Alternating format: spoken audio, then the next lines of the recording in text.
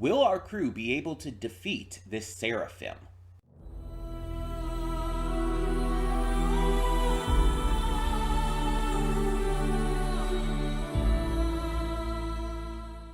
Hey everyone, welcome to Princess of Gay. I'm your host Connie, and today we are here with One Piece, episode 1095.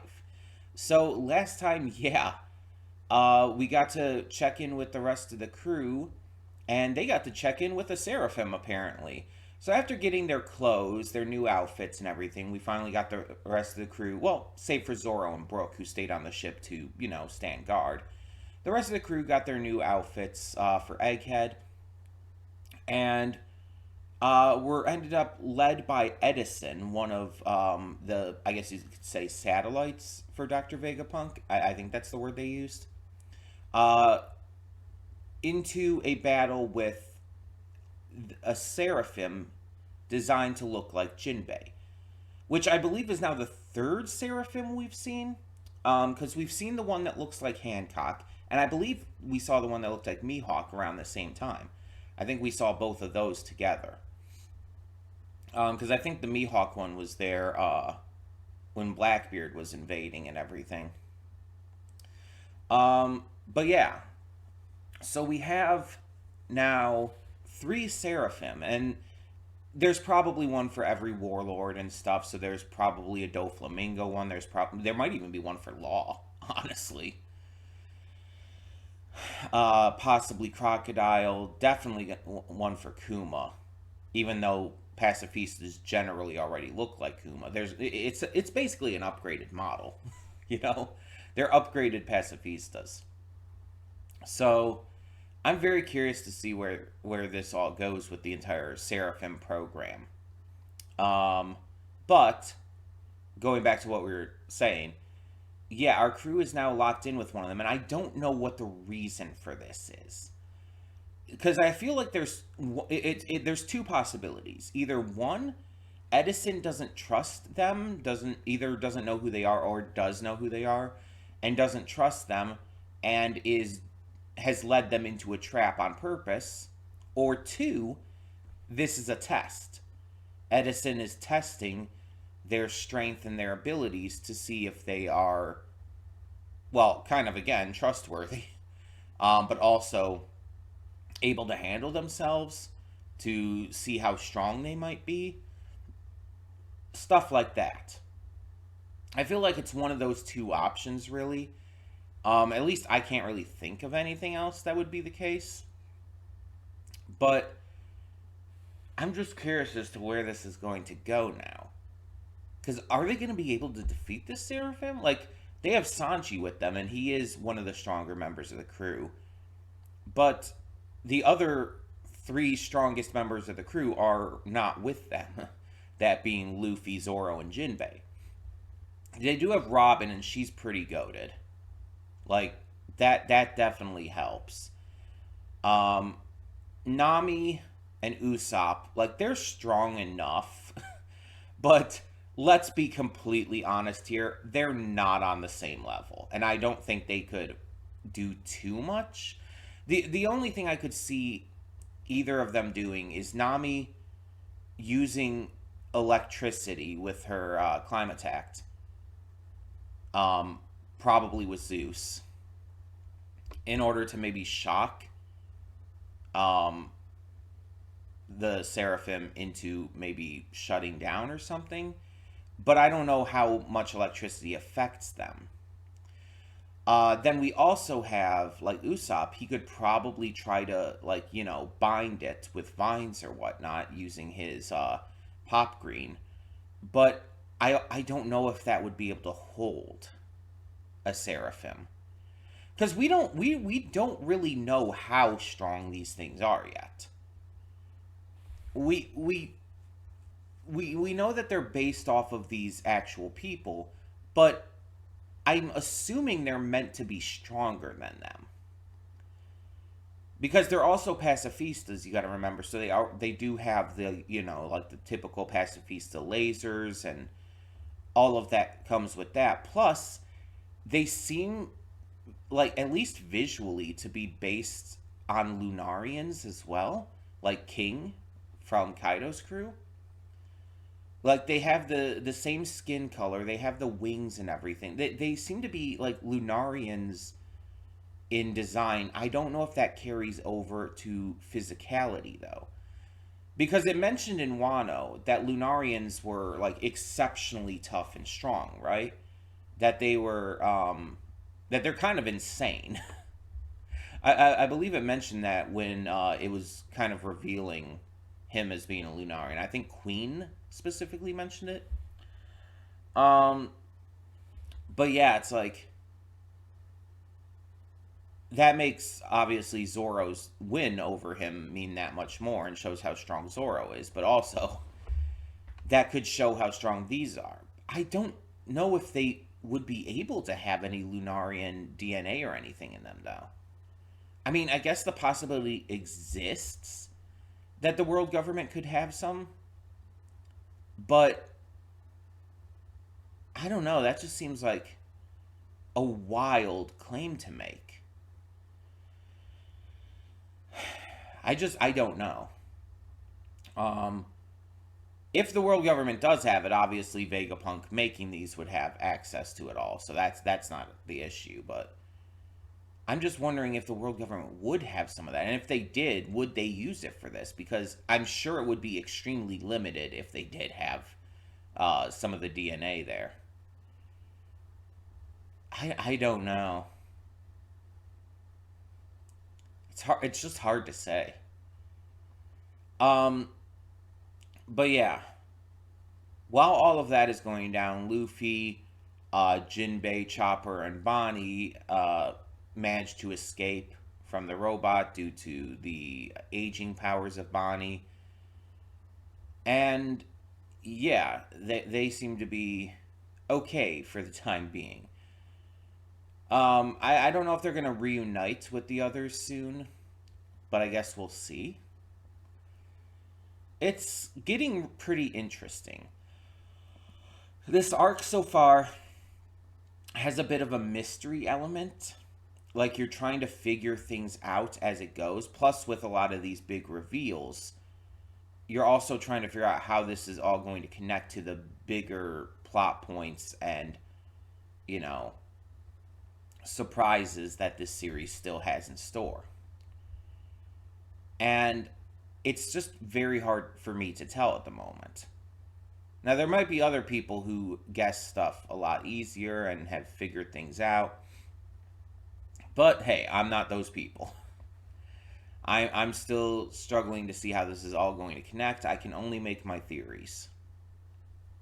Now, one other thing of note is that Shaka, I believe it was, um, the satellite of Vegapunk that is wearing the helmet. I believe he's Vegapunk 01. He was contacting Dragon. Why? What is Vegapunk's connection to Dragon, or at least Shaka's? Because that's a pretty big fucking deal. Dragon has had, like, no major relevance in this series. It's all been set up. So the fact that we now have Dragon being, like, you know, directly called by a major character from this arc, that's something. Now, this could still all be teasing, and we might not get Dragon quite yet as a main player. In fact, I think that's pretty likely. But I'm just really wondering, like, what the deal is here. There's so many questions I have.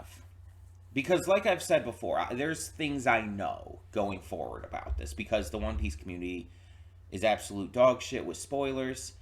And because of that, I've been spoiled to things that I really wish I wouldn't have been. But everything I've been spoiled to is pretty much out of context. I don't, like, know the information surrounding it.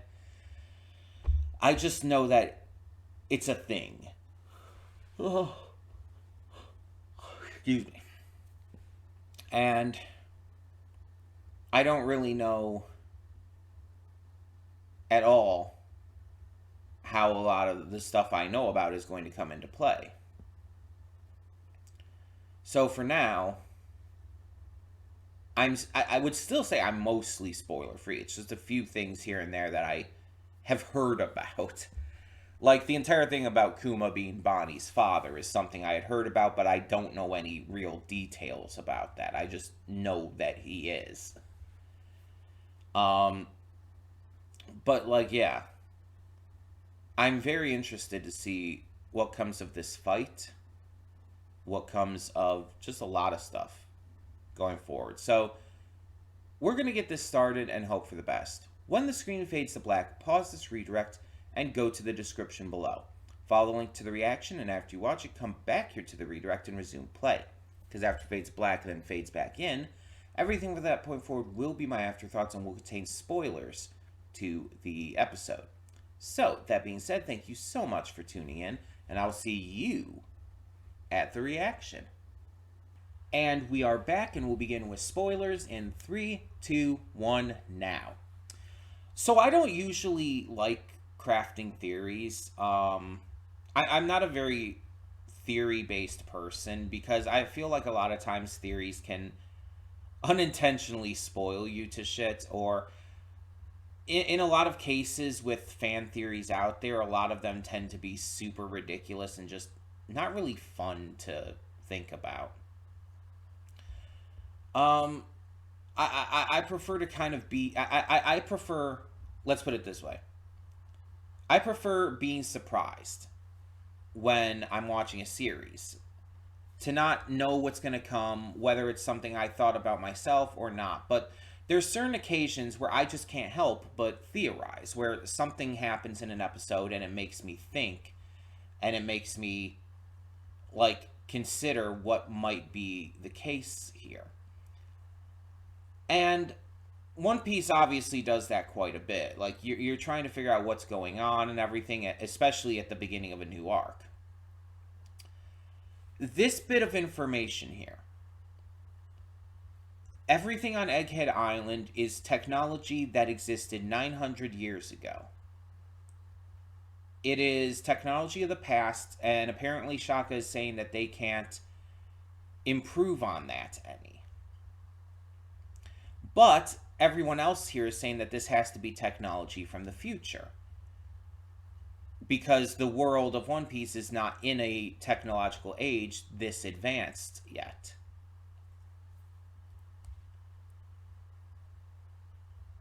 This implies to me that this kind of technology obviously existed 900 years ago during the Void Century and everything, and that I'm kind of wondering if one of the reasons why the Void Century was completely wiped out of the history of the world is because of this technology. What if this technology was getting too great, the world government kind of came together, formed, and stepped in to wipe all of this technology out? The great technology from all that time ago is behind the creation of the great weapons, such as Pluton and Neptune and all of that, or whatever they're called. I always kind of forget them because they're not talked about super often. You know what I'm talking about, though. The technology somehow created those, and I'm thinking maybe even the technology might have caused some notable problems, dangerous problems. And because of this, again, the different leader nations stepped in, formed the world government together, and I'm thinking wiped out the countries and whatnot, the islands that were engaging in this high-end technology. And we know that entire islands can be wiped out. We saw Emu do this. So, what if that's the Void Century that the world government is trying to keep out of history? They're trying to hide the fact that the world used to be, honestly, more advanced than it is now. And purposefully reverted the world into a less technological age in order to, control it and, take away the power that people probably would have had over, government and monarchical leading parties. They purposefully destroyed all of the connections with this technology and completely like rewrote what had happened. Well, not even just rewrote what had happened during that time, but erased what had happened and just left it as a completely unknown century for pretty much everyone. There's no history. And this, I feel like, almost has to connect with poneglyphs. And I feel like it has to connect with Joy Boy. I feel like the Void Century is one of the biggest mysteries in this series, and it's probably all of the biggest mysteries, maybe even the creation of devil fruits, is connected to it. And I'm thinking that it has to do with this technology. That line that Shaka said there almost fully convinces me of that theory. That the Void Century has to have been all about that technology, all of this stuff getting created, and the world government is actively trying to suppress that for some reason, possibly because, again, it puts more control in the people's hands, which they don't want.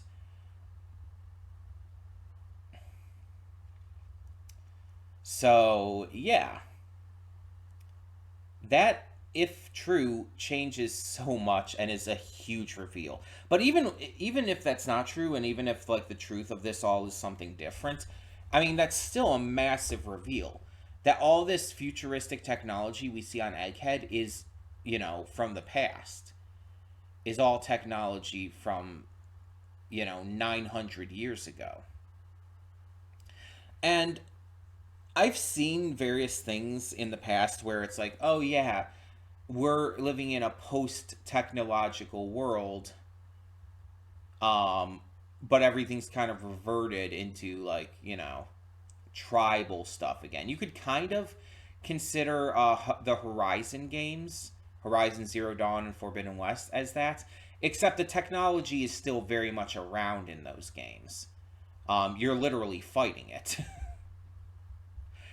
Um, the big thing I kind of question at this point is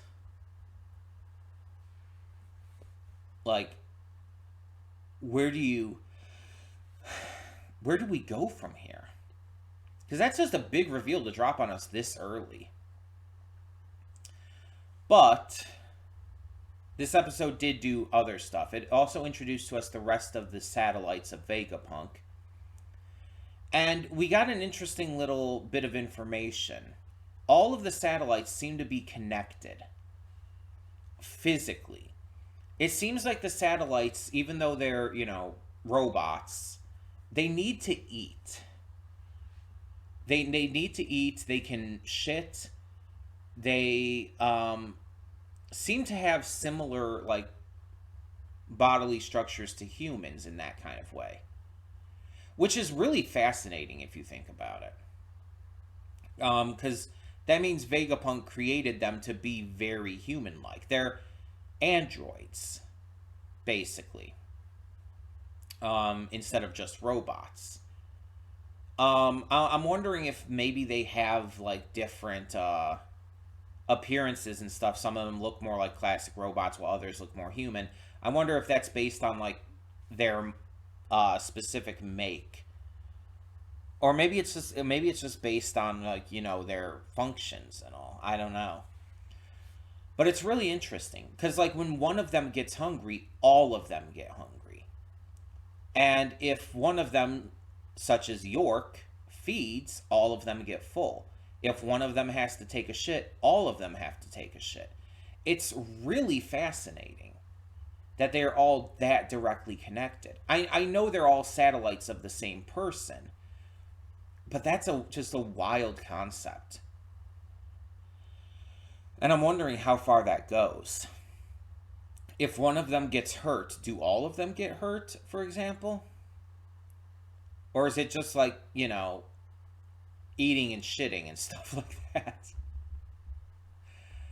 Um, Also, apparently York uh, just sleeps, eats, and shits all day.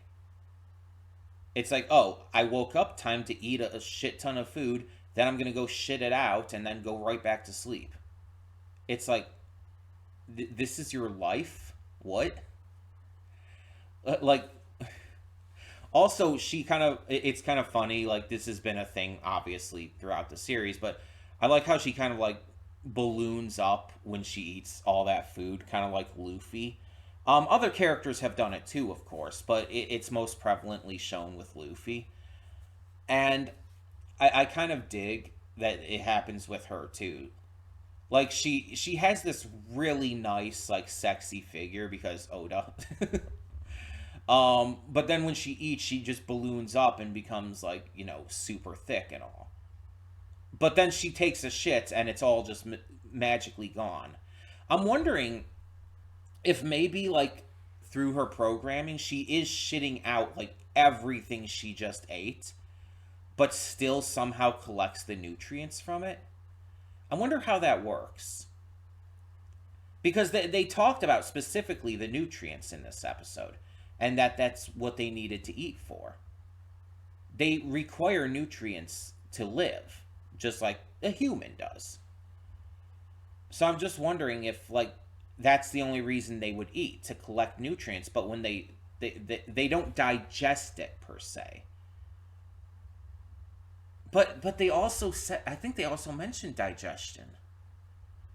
So maybe they do. Maybe they just, maybe their digestion cycle is quicker than a human's. Maybe that's it. But again, the fact that York went back to her normal, like, thinner self after taking just a massive ass dump, it's like there's more. I feel like there's more to it than that. But again, she's an android, so to be fair, you have to take that into account. Also, it definitely seems like the attack by S Shark was a test. They were testing the Straw Hats. They didn't quite trust them. They wanted to see what they would do.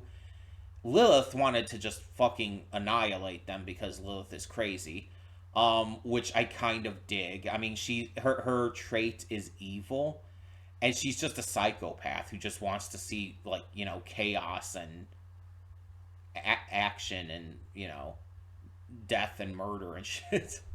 Which kind of, it tracks, but it's also kind of, like, hilariously over the top, and I really dig that. Meanwhile, you see that Edison was just kind of, like, wanting to see what would happen and what they would do, and he didn't want to go that far. Pythagoras seems to be more on Edison's side with that as well. So really interesting. Really interesting. We get to see all of them here, and they all have very notably different personalities. Pythagoras and Edison seem the most similar. Also, ironically, they're the most classic robot looking. Um, but, like, all of the others are very different in terms of their characters and personalities. Based off of now having seen them all, I still think Atlas is my favorite. Because I just like how, like, adorably angy she is. Like, that's just cute to me. Plus, I love her design. But if I had to say a second favorite, I think it would probably be Lilith. I think her like, hyper violent attitude, which is interesting because, Atlas is violence. But her hyper violent attitude and excitement over seeing that kind of shit is also really fun and cute. Um, if I had to say a least favorite, Pythagoras just kind of left no real impression on me. Shaka seems interesting. He seems like the most put together. Um, Edison is a quick thinker, comes up with all these ideas and plans and stuff. Pretty interesting. York, I definitely want to see like actually do something other than just sleep, eat, and shit. But she definitely interests me, you could say. Um, Also, the gender ratio here is interesting to me too, because we have six of them, right?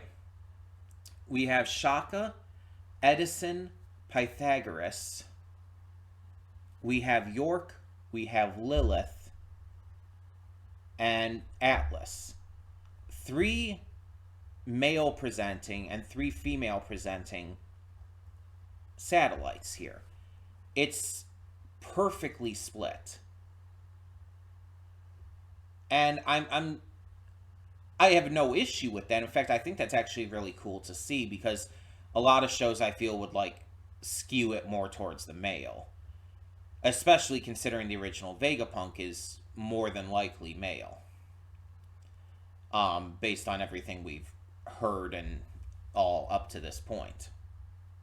So it's really interesting that he chose to split his satellites so evenly. I wonder if there's a reason for that, or if it's just the vibes. um, that is just fascinating to me. It's just again, just because of how a lot of anime would handle that. Because let's be completely honest here, Japan is very much outdated when it comes to gender equality and stuff, and a lot of other things, of course, too. But yeah, they have room to work on that still. But I mean, Oda's always shown like awesome female characters in his series, so hey, I'm not like I'm not saying like Oda wouldn't do that. I'm just saying, just it's not something you see a lot of, so it's pretty cool to see it. But yeah, a lot of fun action. Getting to see like our heroes like defending Nami very specifically, which is really cute and nice. Especially Sanji and Robin. Like obviously Sanji's gonna defend Nami. That's just obvious. But Robin like getting super fucking pissed and going right into using her giant form and everything. The Snapdragon Spank and all. It's like this is the kind of key move she used to defeat Black Maria. Like this in just the last arc was her big move. And now she's using it casually like first thing. It's not it's the first move she does. And it's like that one shows how powerful she is, that she's able to just do that at will easily, something she had never done before, Wano. And two, it shows how much Nami means to her, which very much fuels my ship. Yes, I ship Nami and Robin. I feel like I've talked about that before, but Nami is super fucking gay. It's very blatant. And I very much ship her with Robin because their chemistry is just undeniable to me. Um, and this definitely fuels that. Sanji getting super angry like that makes sense because, he's Sanji. He's, a little creepy about that. Um, but Robin being the other one to get like that angry, like the others, of course, all try to defend her as well, like of course. But those are the two who very notably had a reaction to that, who very notably got pissed. Like Robin was pissed. And she just like it's like you do not touch my Nami. And it gave those vibes big time in the best way. It's like this is just like just fueling the shit out of my ship. And Also, even if it wasn't, even if you just want to view this as, platonic and friendship and everything, it's still fucking cute. It's still adorable as hell that Robin is that angry and that protective over her friends. Like, no matter how you look at it, that's the case. And yeah, it just shows how much they mean to her. Which we obviously know by this point, but still. So, we didn't get any more on Shaka's communication with Dragon in this episode. And there's still obviously a lot of questions, especially now with this ancient robot from 900 years ago. I'm very, very excited to see what continues to happen going forward. Because this is just proving to be fantastic, honestly. This arc has had just a really strong start. And again, I know that it's also the start of the final saga, and that because of that, Oda is like just bombing us with all of this information, all of this massive information. And I understand that's going to keep happening, and that is just so exciting. Because this has been one of the stronger starts for an arc for me. Absolutely. Because it's telling us so much. And possibly even without directly telling us, if my theory is even anywhere close to true. I am very excited to see more of this. This arc is going to just be off the chain. So, tell me in the comments below, what did you think of this episode of One Piece? And as always, no spoilers. Although I do know a few things going forward, I don't know context and I don't wish to. So do not spoil me on anything. Do not tell me if any theories I have are right or wrong, or if they've even been confirmed or not yet. I want to experience things blind as I watch it. No spoilers, please. And for now, I'm Connie, and I'm signing off. See y'all next time.